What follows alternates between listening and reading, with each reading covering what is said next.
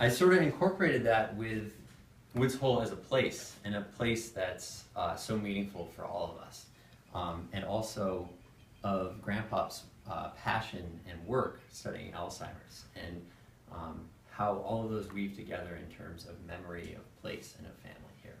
And so if I could, I'd love to read a few paragraphs, and let me know when it's lunchtime, and I will absolutely stop in the interest of feeding. So, one afternoon 2 summers ago, I followed my 88-year-old grandfather up 3 flights of stairs, taking 2 at a time, to his lab at the MBL in Woods Hole. There's a sense of timelessness among the gurgling tanks and humming freezers and echoing corridors, a fitting setting for developmental biology, a discipline that is cyclical by nature without a clear beginning, middle, or end. It's remarkable that he is immersed in his life's work of research, let alone studying the very disease that he has a 50% chance of acquiring himself as he ages. For 64 summers, he's returned to Woods Hole, first with his bride, then 4 children, then 9 grandchildren, then his new love. For him, the return each summer is a sort of pilgrimage home. Growing up, I remember dissecting unused squid in the same lab under fluorescent lights. He would direct me over my shoulder, guiding me where to cut and where to look once inside the cylindrical cavity of the body. "There's the axon," he would exclaim, pointing to its long strip of gelatinous matter loosely attached to the opaque wall of the body. Squid's axons are bigger than most. The nerve's value was in its visibility and simplicity under a microscope. It felt and looked like mucus, an oddly flimsy texture for the source of knowledge that may cure Alzheimer's. An axon is the taproot of the nervous system, transmitting impulses from one cell body to the next in a miraculous feat of electrical propulsion. We all have billions of them. There was a spark of enthusiasm in his voice, both practiced and wondrous, an eternal curiosity devoted to the brink of discovery. He stood at his lab counter and he drew diagrams of cells and labeled them with gene expressions and mutations to describe his current experiments. Although he was, on face value, teaching me the biochemistry of memory and cognition, I heard more, a glimpse of where I came from, the curious energy that has bound my family to Woods Hole for 3 generations. We were talking about the science of memory in a place infused with its own memories. After 6 decades, how could memory cross the synapses among the generations? The first house my grandparents owned began as the Woods Hole dry goods store on Main Street. It was, by all accounts, small enough, in fact, to pry from its foundation and wheel across town to a new lot purchased with Phil's modest postdoc salary. The living room doubled as a master bedroom, the attic a playroom on rainy days for my young father and Uncle Peter. The hot, humid air and close quarters pressed these rooms together as if ironing them with steam.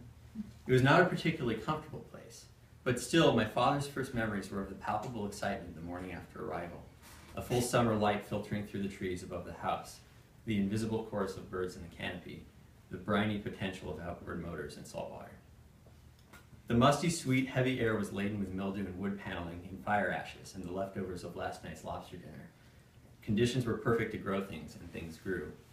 2 daughters, Paula and Neva, were added to the mix. The house was remodeled, a basement added below the foundation. A routine was established, provided by the infinite experiments that Phil would do, day after day, summer after summer.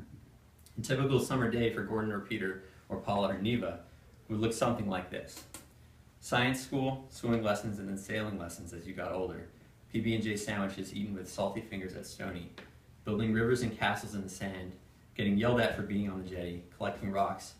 Playdates with the Carlsons or Fowlers. And then, miraculously, Phil would appear in the afternoon for a swim before firing up the grill back at the house. And with the routines came traditions, the cycles of expectation and habit and pleasure that defined the summers. The lab picnic at Tarpon Cove, the Barnstable County Fair, the infamous embryology-physiology softball game, where Phil's winning home runs cemented his reputation as dissector turned athlete. Boarding the house up for winter at the end of the summer was like darkness at noon, the impending sense of leaving a dream. From summer to summer, there was a slow and incremental, yet discernible pace of change that stood as both complement and contrast to this routine. The MBL would undergo an addition, but in a way that kept the place recognizable. You would see the new facade next to the old one, and you would talk about it at Stony the first week. Who got the new offices? Were there new bubbling tanks full of shark embryos? Could you still catch stripers under the boat dock? But that change would soon fade and become part of the whole Woods Hole mosaic until the next summer you would notice that the Eel Pond Bridge had been painted, and so everyone would talk about that until Joe's Frozen Custard closed and you no longer went for late afternoon snacks, or the railroad was taken out, or the steamship authority changed its boat fleet. Even though it was incremental change, you experienced it as big change because it was a snapshot view of it, punctuated by 9 months of darkness. You got the sense that the changes would have been less profound had you lived there year-round. And yet the experience of visiting Woods Hole in the winter was, in my father's words, like being on the dark side of the moon, or returning to your childhood bedroom many years after having left home, only to find it converted to a study. And your own internal change was monumental too. There were the summers of proof for the growing Grant family, each one an explicit test and expansion of freedom. The year you could walk to science school on your own. The year you could swim to the buoy at Stony Beach. The year that Gordon and Peter beat up John Cleveland in the boatyard. Because how dare he attack Neva with a tomahawk? The year you could take the boat out to Devil's Foot. The year you wooed a love interest with promises of bioluminescence to go swimming at Stony. The years Gordon or Peter or Paula or Neva couldn't return to Woods Hole for a full summer because they had lives to lead elsewhere. And the ways that those changes felt both profound and natural. The year the kids brought their new spouses to Woods Hole. The years the first grandchildren were born. The year the house grew one last time with the transformation of the attic into a bunk room. The final folly. It was through this dance between tradition and novelty that the collective memory of the family grew. It was through this dance that the Grant family transformed Woods Hole into home. The third generation of Grants each has a series of expectations that make Woods Hole unique. I asked each cousin how Woods Hole has changed, or changed them, how they grew or transformed or learned something about their world or themselves. And what's striking is that even though these experiences are more fragmented than those of our parents' generations, lacking the continuity of returning summer after summer for the summer, they are still vivid in the same ways, evoking independence, wonder, discovery, strength, connection, ritual. Sadie could go to the boatyard to catch butterflies with Grandpa and discover that, in her words, anything could happen around the bend in the path. And her story prompted Alex to remember the coyote that was standing improbably at the end of the path at Penzance Point, as if to show them the wisdom in that creed. Jefferson remembers jumping up and down on Grandma Rosie and Grandpa's bed early in the mornings and being wrapped in their enthusiasm for a day of mucking in the marsh where tadpoles became frogs. And Elena discovered the immense power of conjuring a flounder from the depths through sheer concentration. Reed could go sailing from the yacht club beach and learn how to weave through great harbor moorings, and Aaron could marvel at the way smart colleagues could form a community around science. Niall could careen down Sumner Street in a pushcart and find Grandpa waiting at the bottom egging him on.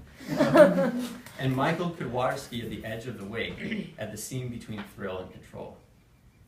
And I could sit on Stony Beach and lick a melting $2 ice cream from my salty fingers and know that Grandpa would come from the lab for a swim as the sun dipped low in the sky and know it would all be enough. And that's the thing with memory. It only becomes memory in hindsight.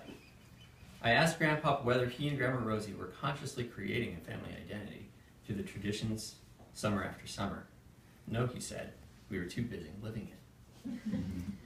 And yet the traditions formed, the taproots grew, the impulses were transmitted.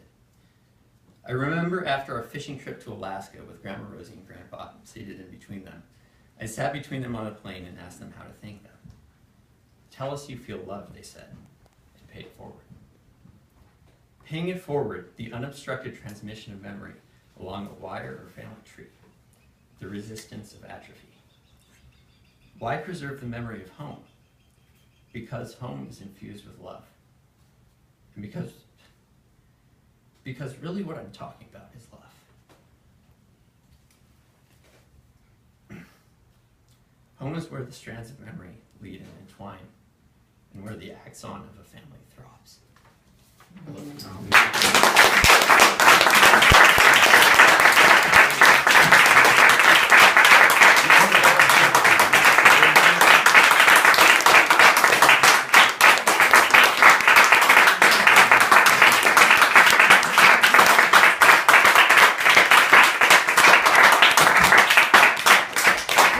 Can we have some words from you? Can you read that again?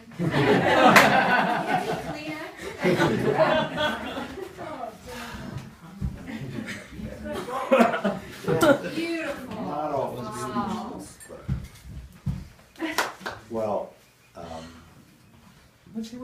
has to say.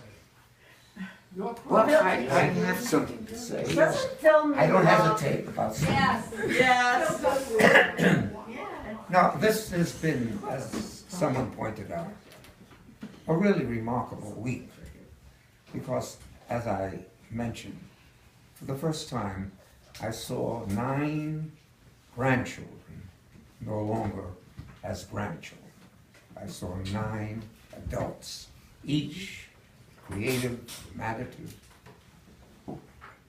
bright, enthusiastic, full of humor, full of joy, and full of respect for one another, and enjoying just the pleasure of being together day after day. And fortunately, the bright sun has shone on us all week, which was just great. It added to the whole joy of the time.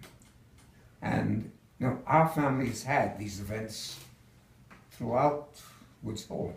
In fact, we got married here on our 25th wedding anniversary at Meg. no, not Fisher. Fisher House. We had a big wedding celebration to mark our 25th. And we've been doing that for years. And this has turned out to be one of the best of those celebrations. It's been great. Thank you all. Thank you. Time Thank to you. eat.